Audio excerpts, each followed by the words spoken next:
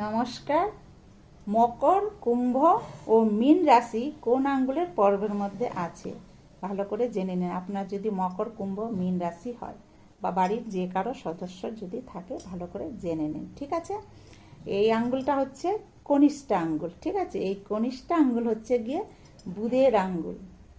এটা হচ্ছে বুধের আঙ্গুল, ঠিক আছে। এই বুধের আঙ্গুলের মধ্যে আপনাদের মানে এই মকর রাশি, কুম্ভ রাশি ও মীন রাশি আছে। এরা কোন পর্বে আছে বলে দিচ্ছি। মকর রাশি হচ্ছে এই বুধের আঙ্গুলের এই যে প্রথম পর্বে হচ্ছে গিয়ে মকর রাশি। এই যে দ্বিতীয় পর্ব, এই যে এখান জায়গা থেকে এই জায়গা, দ্বিতীয় পর্ব হচ্ছে গিয়ে কুম্ভ রাশি। আর এই যে তৃতীয় পর্ব, এই জায়গা থেকে এই জায়গা, এটা তৃতীয় পর্ব, এটা হচ্ছে গিয়ে মীন রাশি।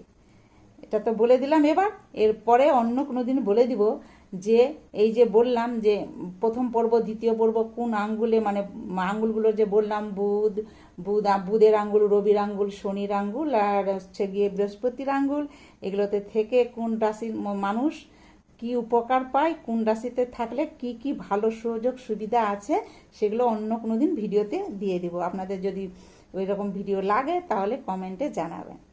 নমস্কার, সবাই ভালো থাকুন, সুখে থাকুন, হাসি মুখে থাকুন।